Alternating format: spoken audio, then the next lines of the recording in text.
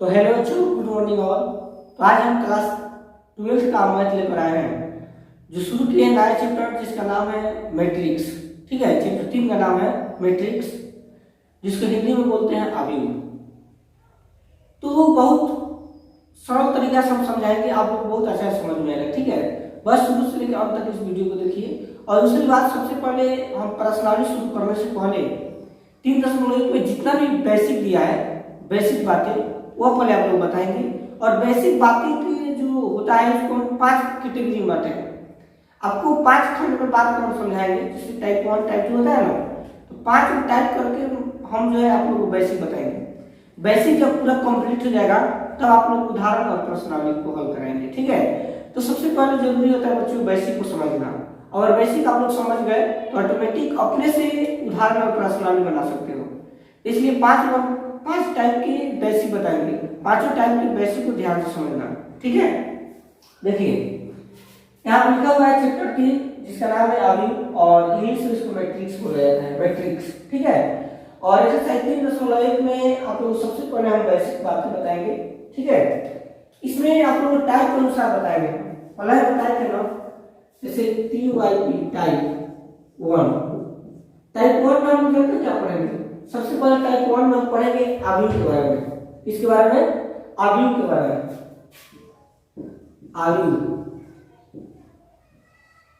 ठीक है, जिसके इंग्लिश में हम क्या बोलते हैं? मैट्रिक। मैट्रिक याद रखना। ठीक है, इसके बारे में हम पहले जानेंगे कि आखिर अवयव होता क्या है। ठीक, देखिए इसका आंसर होगा संख्याओं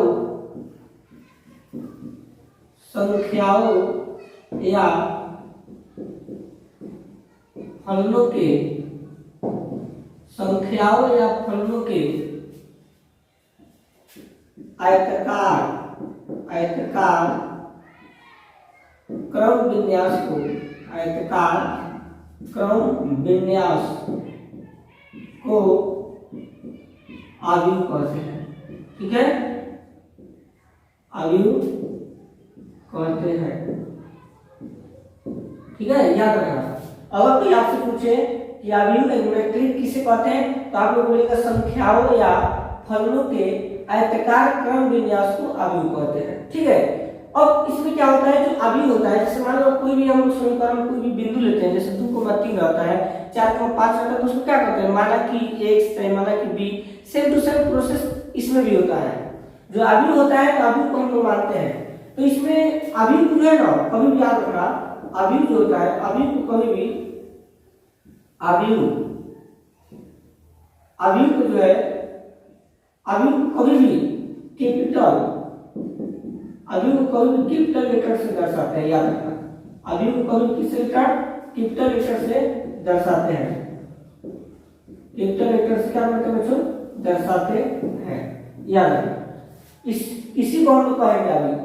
यानी संख्याओं या फलनों के आयताकार क्रम विन्यास को अवयव कहते हैं, और अवयव को हम लोग कैपिटल लेटर से दर्शाते हैं। 12 चाहे 12 x जो भी मानना हो, 12 से कोई भी उसमें का लेटर उठा लीजिएगा, आपको जाएगा। जैसे मैं आप लोग कुछ बातें बताएंगे, उसको ध्यान से समझना। जैसे मान लीजिए माना कि a, मान लो a है, यहाँ पर ऐसे मैट्रिक्स दिया है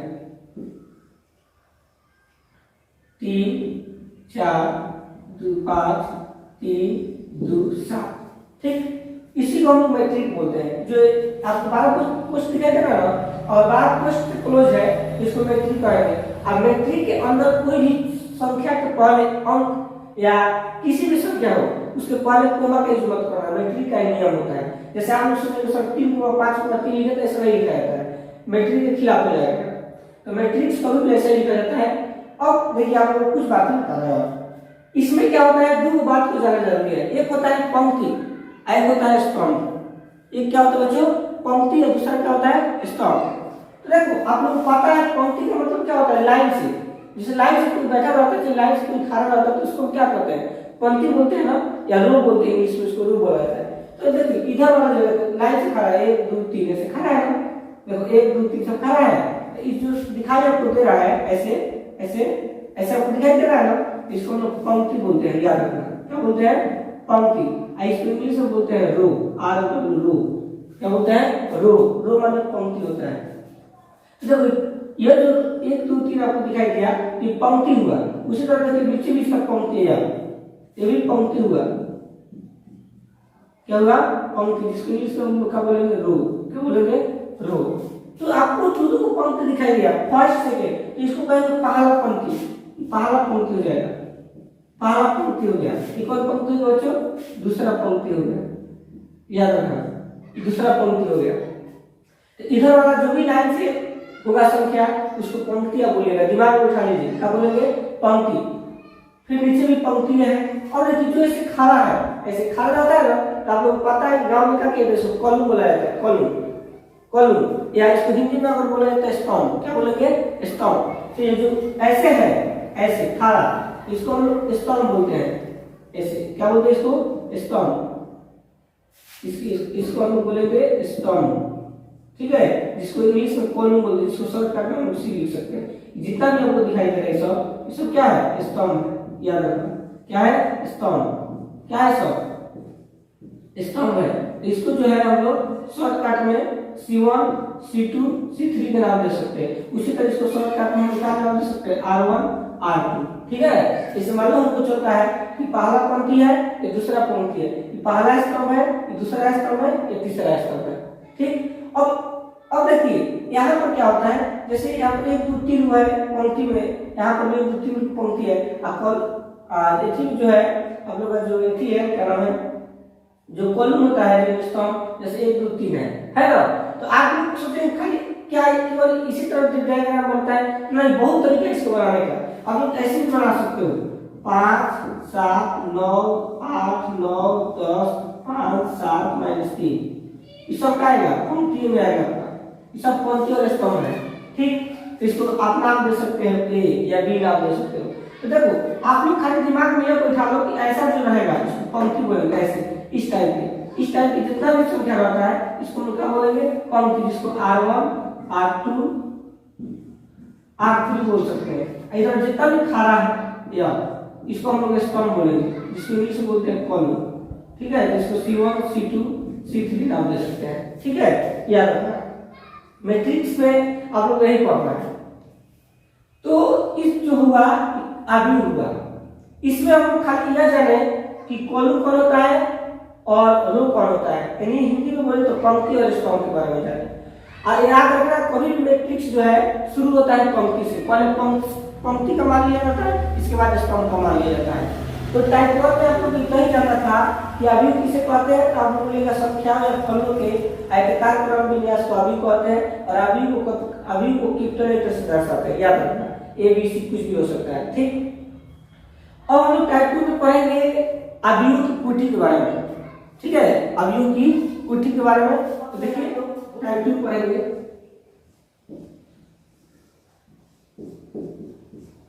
ठीक है, टाइप 2 में हम लोग जानेंगे अवयव की कोटि के बारे में,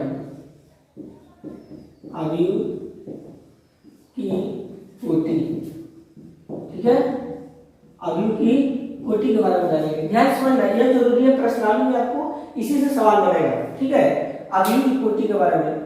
देखिए अवयव की जो कोटि होता है ना, इसका मतलब क्या होता है, जैसे ये हम बोले ना कि किसी भी मैट्रिक्स को आप लोग या किसी भी अवयव को हम लोग A B C D कुछ भी मान सकते हैं, और अवयव का जो सिंबल होता है वो बार तरीके से सिंबल रहता है, ठीक है। बस इसमें क्या ध्यान रखना है कि यहाँ पर जो है ना जो पावर होता है वो m गुने n का रूप होना चाहिए, m गुने n। m जो होता है ना आपका पंक्ति होता है, याद रखना m क्या होता है पंक्ति, n का मतलब होता है स्तंभ, n का मतलब स्तंभ, यानी यहाँ m का मतलब पंक्ति में जितना भी अवयव होगा, जितना भी संख्या होगा उसको लिखा जाएगा। यहाँ पर पंक्ति का मतलब n, यानी पंक्ति स्तंभ जितना भी होगा उसको यहाँ पर रखा जाएगा। जैसे मैं आप लोगों को बता रहा हूँ तो आप लोगों को समझ में आएगा अच्छा खासा। जैसे मान लीजिए एग्जाम्पल को ले रहा है, जिस CC को ले रहा है एग्जाम्पल 2 5 7 9, ठीक है, ऐसे कोई एग्जाम्पल हम ले लिए, मान लीजिए इसका नाम A है, यानी A मैट्रिक्स है, ठीक। अगर हमसे कोई पूछे कि इसका कोटि बताइए कि 2 5 7 9 का कोटि कितना होगा, तो देखो सबसे पहले तो आप लोगों को यही सोचना है इसमें पंक्ति कौन है, पंक्ति कौन है, बस।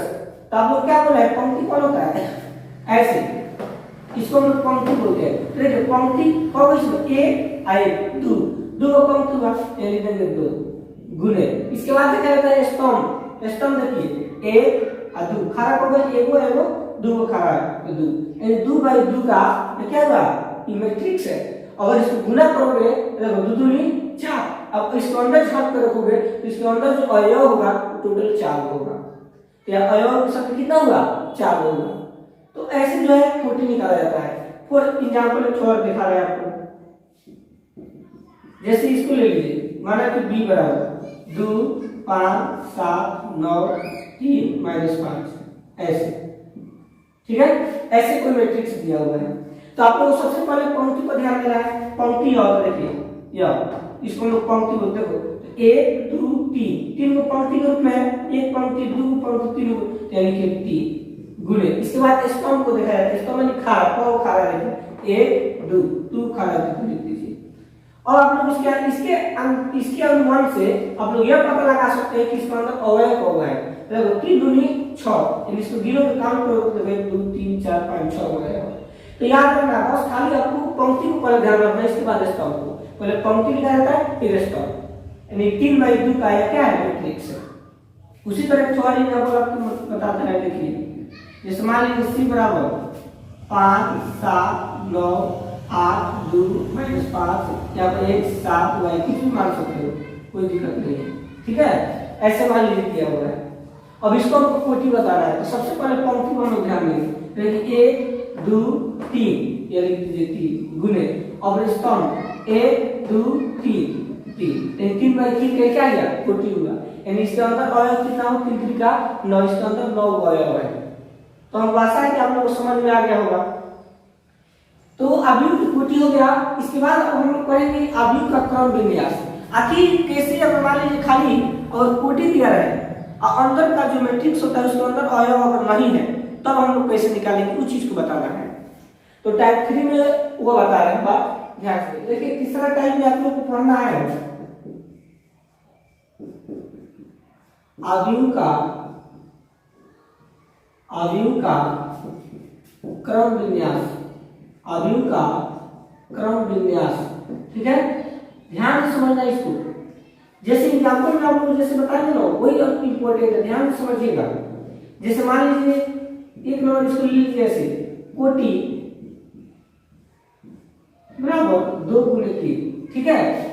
कोटि 2 गुणे 3। अगर इसको किताब के माध्यम से दिया जाए, देखा जाए तो किताब में आपको ऐसे देगा, ब्रैकेट क्लोज कर देगा, यहाँ पर लिखेगा a i j bracket close 2 गुणे 3, ठीक है।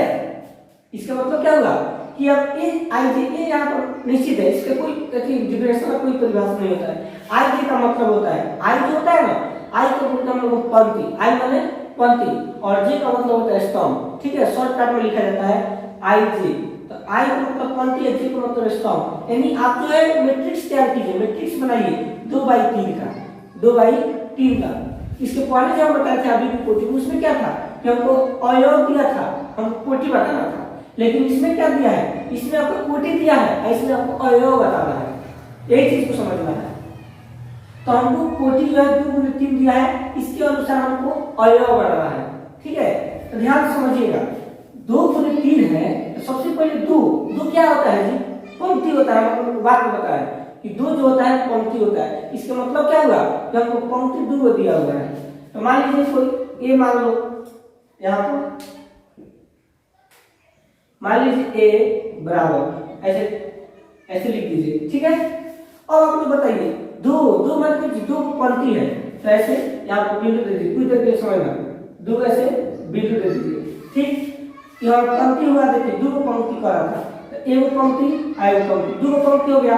और स्तंभ का बच्चों 3 स्तंभ है, देखिए एगो स्तंभ मतलब यहाँ पर 2 स्तंभ और यहाँ पर 2 बिंदु 3 स्तंभ। अब ब्रैकेट क्लोज कर दीजिए। और पंक्ति को हुआ 1 2 गुणे स्तंभ 3 का समा था, 1 2 3 तो 2 बाई 3 का जो है अवयव हम तैयार करेंगे। तो आखिर जो अवयव है आखिर ये कैसे निकलेगा, इसका कुछ ना कुछ तो मान होगा। जैसे आप लोग अंदर में हम बताए थे अवयव कोटि में, तो 5 7 9 10 तो आपका संख्या था, सेम टू सेम वही काम इसमें भी होगा। यहाँ पर इसका नाम कुछ नामांकन करेंगे, आखिर ये कौन स्थान है, ये कौन सा स्थान है, ये कौन सा स्थान है। तो देखो 2 गुणे 3 का ही तो कोटि हम बता दिए। अब इसका मतलब अवयव कैसे बनाएगा? देखिए सबसे पहले यहाँ पर क्या बता रहा है ए, तो ए ऑपरेस लिखाता है और आई का मतलब होता है पंक्ति और जे का मतलब होता है स्तंभ। ठीक, तो हम यहाँ पर ए लिख देंगे ए। ठीक, और हमको पहले देखना है पंक्ति। देखिए जब ऐसे शुरू कर रहे हैं तो पहले पंक्ति आता है, तो पंक्ति इधर से जब शुरू कर रहे हैं इधर से खारा से कर रहे हैं स्तंभ, यानी पंक्ति हमारा एक है और स्तंभ भी हमारा एक है, यानी ए 1 1 हो गया यहाँ पर। अब देखिए पंक्ति में जब ध्यान से देखिएगा तो देखिए पंक्ति यहाँ पर कौन नंबर पर है? 2 नंबर, दूसरा का पंक्ति है, यानी ए पंक्ति एक ही है। लेकिन अब यहाँ पर देखिए एक और देखिए स्तंभ में जाइएगा तो 1 2, स्तंभ 2 हमको मिल रहा है तो 2। ठीक, तो 1 3 हो गया। उसी तरह यहाँ पर ए अपने से लग जाएगा, तो पंक्ति देखिए फर्स्ट पंक्ति है ना, फर्स्ट। अब स्तंभ में जाइएगा तो देखिए 1 2 3, तीसरा स्तंभ है तो 3 यहाँ हो जाएगा, इसका नाम पड़ गया पंक्ति। और जब नीचे आइएगा तो देखिए पंक्ति तो फर्स्ट हुआ, अब यहाँ पर आइएगा तो क्या होगा? सेकंड पंक्ति होगा, तो ए अपने से लग जाएगा यानी 2 हो जाएगा। ठीक, और देखिए ये 2 जो होगा पंक्ति होगा वहां स्तंभ देखना है, स्तंभ ऐसे होता है, स्तंभ में 1 नंबर पर है स्तंभ 1 हो जाएगा, यानी 2 को 1। उसी तरह जब यहाँ पर आइएगा तो ए अपने से लगा देंगे। ठीक है, अब यहाँ पर क्या करेंगे? पंक्ति हमको देखना है, देखो पंक्ति 1 और पंक्ति 2 पंक्ति है 2। अब स्तंभ को हमको देखना है, देखो स्तंभ 1 स्तंभ 2, यहाँ पर 2 हो जाएगा। उसी तरह यहाँ पर ए लगा दिया जाएगा और हमको पंक्ति देखना है, देखिए 1 2 ये 2 नंबर पंक्ति है 2। ठीक, स्तंभ गिनिए 1 2 3 स्तंभ है तो 2 3। एक और बात आप लोग ये भी बता सकते हैं कि हम जो गलत बनाए सही सवाल, अगर आपका कोटि यहाँ पर जो दिया है वही आपको अंतिम यहाँ पर होना चाहिए। देखिए यहाँ पर 1 2 3 है, यहाँ पर 2 गुणे 3 बाई कोटि है ना? इसके मतलब जो है जो आप कोटि के अनुसार जो आप अवयव निकाले अंदर वाला एकदम परफेक्ट सही निकला है। ठीक है, तो ये तो 2 गुणे 3 हो गया। इसी तरह बहुत सारा हम लोग अवयव निकाल सकते हैं। ठीक है, कोटि के अनुसार। दूसरा एग्जाम्पल भी देखिए बता रहे हैं, एक और आप लोग पूरा समझ में आ जाएगा क्लियर। जैसे यहाँ पर आपसे पूछा जाए कि ए बराबर मैट्रिक्स ए आई जे 3 गुणे 3, 3 बाई 3 के निकाल कर बताइए। 3 गुणे 3 बाई का हमको कोटि दिया हुआ, इसका हमको मैट्रिक्स बनाना है। ठीक है, तो सबसे पहले हम क्या करेंगे, इसमें हम यहाँ पर लिखेंगे ए बराबर, ऐसे टेबल बना दिया जाएगा। ठीक है, अब बताइए हमको 3 बाई 3 को बनाना है, तो 3 क्या है? पंक्ति है, पहला को पंक्ति दूसरा का स्तंभ, 3 को पंक्ति दिया हुआ है, यानी ऐसे 3 को है 1 2 3, हम लोग 3 को ऐसे करेंगे 1 2 3। ठीक है, पंक्ति 3 को है। अब देखिए स्तंभ का होगा जी 3 को, तो देखिए स्तंभ 1 होगा, अब स्तंभ यहाँ एक और बनेगा तो इसके सामने स्तंभ एक और बनाइए 2 होगा, एक और स्तंभ का होगा 3 होगा, 3 बाई 3 जो है 3 को पंक्ति हो गया और 3 को स्तंभ हो गया ना? अब इसका नामांकन करेंगे, इसका नाम देंगे, तो आप लोग पहले देखो ए आई जे, ए अपने से लिखा जाएगा।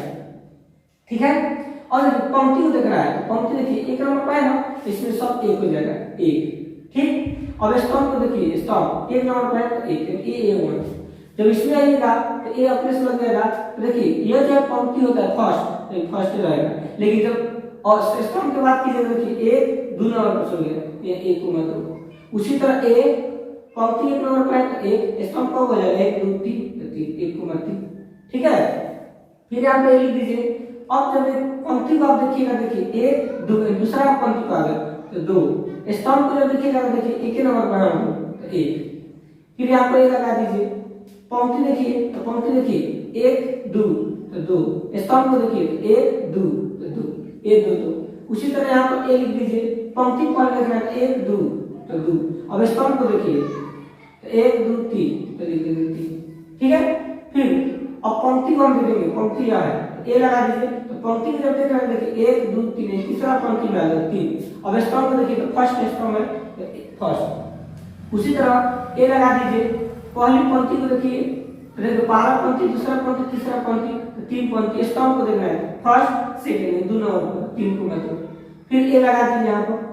ठीक, पहला पंक्ति दूसरा पंक्ति तीसरा पंक्ति, पहला स्तंभ दूसरा स्तंभ तीसरा स्तंभ, यानी 1 3 3। यहाँ पर देखिए 3 गुणे 3 गुणे 3, तो ये 3 गुणे 3 का क्या हुआ?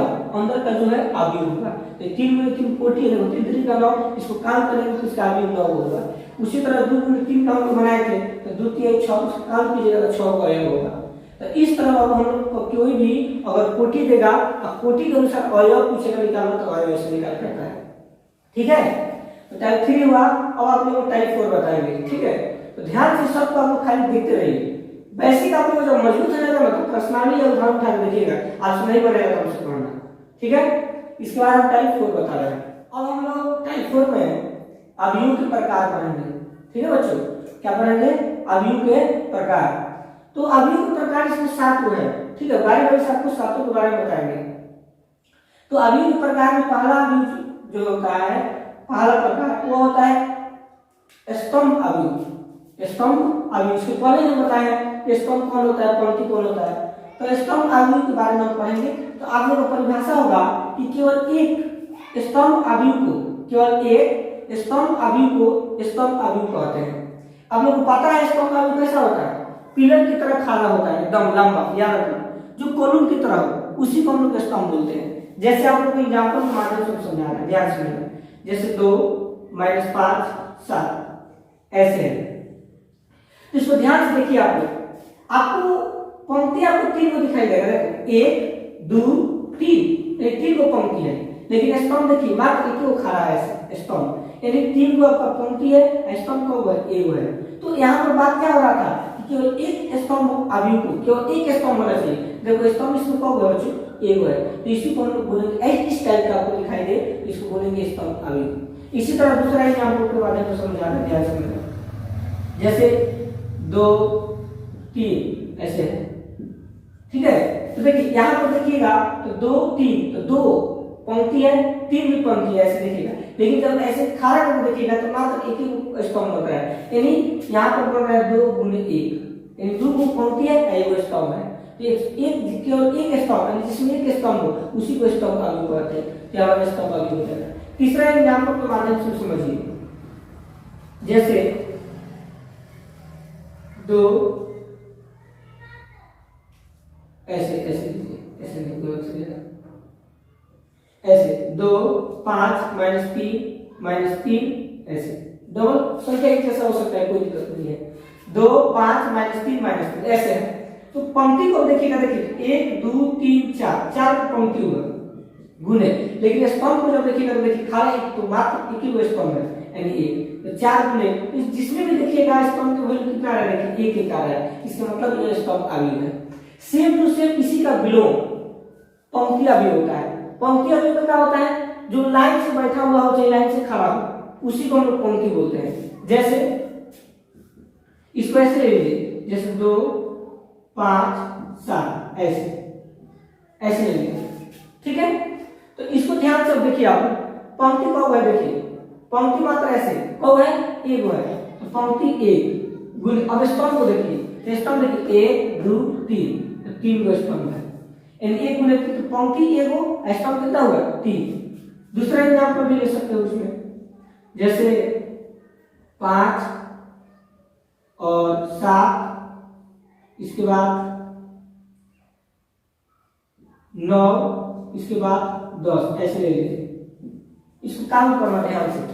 तो देखिए ऐसे पंक्ति में मात्र एक ही लाइन में, पंक्ति में मतलब एक ही पंक्ति में सब संख्या खड़ा हुआ है, 5 7 9 10। देखिए लाइन से एक ही पंक्ति में खड़ा हुआ है, यानी पंक्ति यहाँ पर एक है गुने। लेकिन कॉलम का बात की जाए, स्तंभ का बात की, देखिए 1 2 3 4, तो 4 1 गुने 4।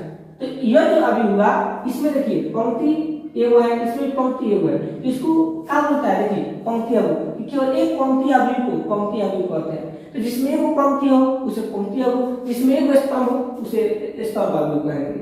यही हमारा अवयव के प्रकार था 2। और देखिए तीसरा चौथा इसके बाद होता है। 3 नंबर बता रहे हैं इसका अवयव के प्रकार में। अवयव के प्रकार में तीसरा कह रहा है वर्ग अवयव। जितना भी बताया जा रहा है ना अवयव के प्रकार, इसको ध्यान से समझना। जब प्रश्नावली को हल करेंगे तो काम आएगा सब। वर्ग अवयव क्या कर रहा है सुनिएगा ध्यान से।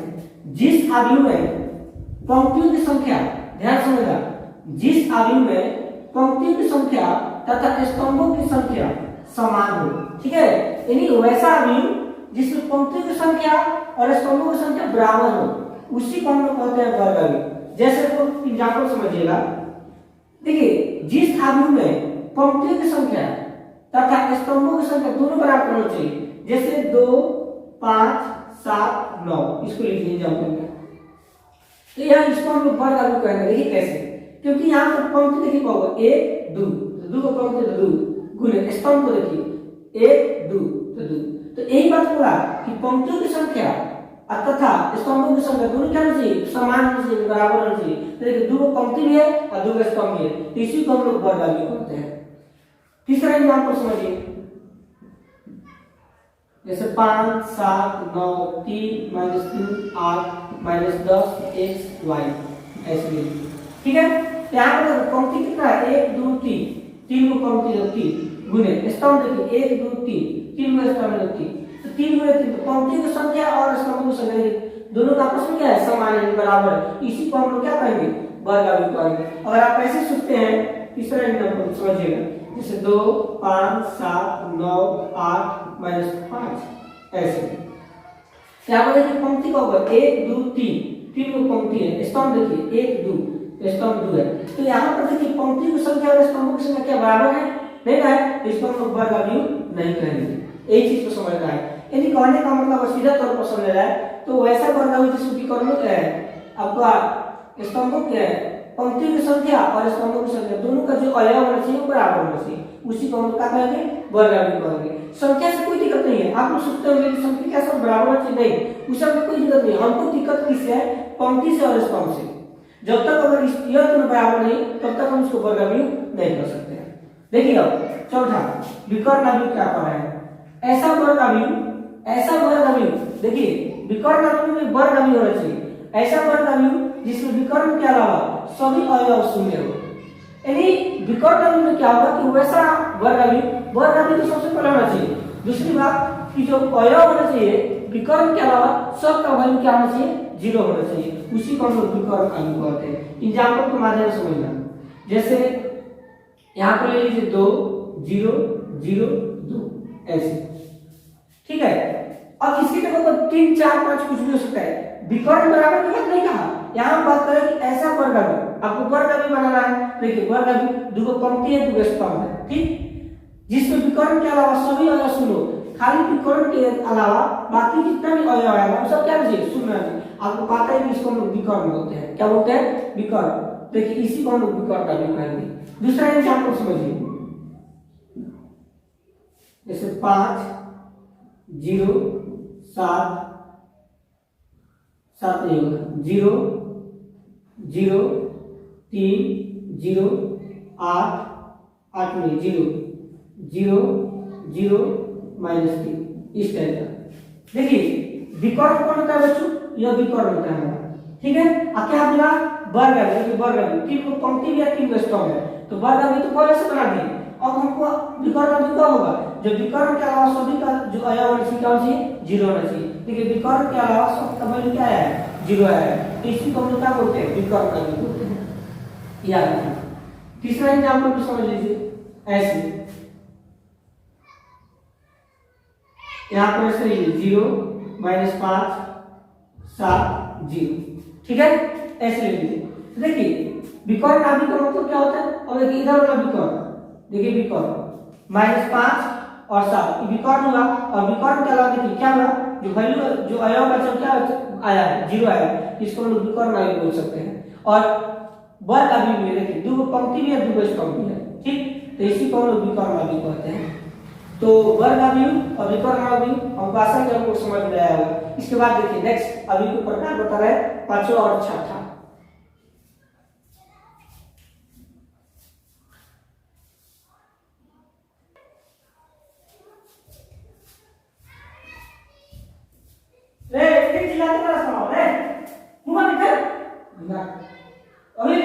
और वीडियो बनाते बाद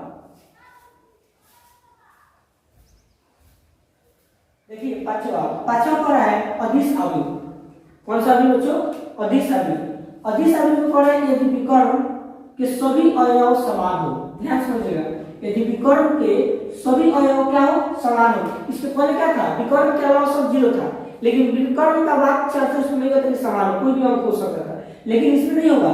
अदिश अवयव में क्या होगा कि विकर्ण जो होगा वो समान होगा, बाकी जितना भी होगा शून्य नहीं होगा। जैसे एग्जांपल के माध्यम से समझिए, 1 नंबर।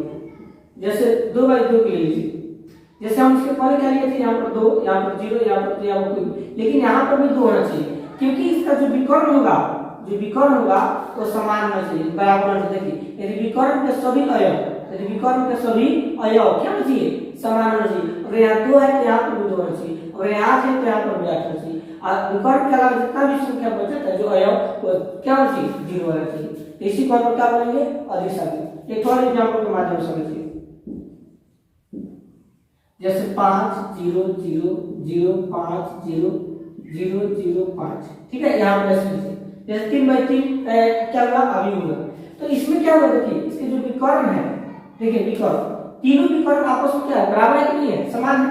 और इसके अलावा जितना भी अवयव बचे क्या सब 0 है, तो इसी को हम लोग अदिश आव्यूह बोलते हैं, ठीक है। अब आइए तत्समक आव्यूह।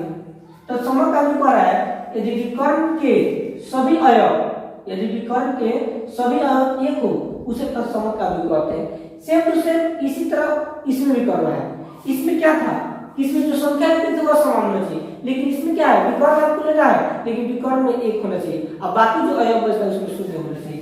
एग्जांपल जैसे 2/2 के लिए 1 0 0 1। अब देखिए इसका विकर्ण कितना होगा बच्चों, 1। वही बात करा, यदि विकर्ण के सभी क्या होना चाहिए, 1 होना चाहिए, उसी को हम लोग तत्समक आव्यूह बोलते हैं। दूसरा एग्जांपल 3/3 के ले लीजिए, जैसे 1 0 0 0 1 0 0 0 1। देखिए इसका विकर्ण जो है, देखिए इसका विकर्ण 1 के कारण है, इसका मतलब क्या हुआ कि जो इसका विकर्ण है समान है, नहीं 1 है। दूसरी बात, विकर्ण के अलावा जितना भी अवयव बच गए वो 0 है, इसी को हम लोग तत्समक आव्यूह कहते हैं। बस इस बेसिक का आखिरी एक छोर बच गया है, 7 नंबर आव्यूह। उसके बाद जो बेसिक आप लोगों को समाप्त हो जाएगा। इसके बाद देखिए शून्य आव्यूह। कौन सा आव्यूह बच्चों, शून्य आव्यूह। शून्य आव्यूह कहता है कि आव्यूह के सभी अवयव शून्य हो, उसे शून्य आव्यूह कहते हैं। यानी जो आपका मैट्रिक्स दिया होगा, उस मैट्रिक्स के अंदर जितना भी आव्यूह होगा, अगर वह शून्य है उसको हम लोग शून्य आव्यूह कह सकते हैं। जैसे 2/2 को बनाइए, जैसे 0 0 0 0 या मैट्रिक्स हुआ, तो इसमें देखिए मैट्रिक्स के अंदर जितने भी अवयव है सब क्या है, शून्य है, 0 है, तो इसको कहेंगे शून्य आव्यूह। उसी तरह ले लीजिए दूसरा एग्जांपल, फर्स्ट एग्जांपल है 3/3 का 0 0 0 0 0 0 0 0 0। इसको ध्यान से देखिए, इसके भी अंदर जितना भी अवयव है सब क्या है, शून्य है, तो इसको हम लोग शून्य आव्यूह कहते हैं।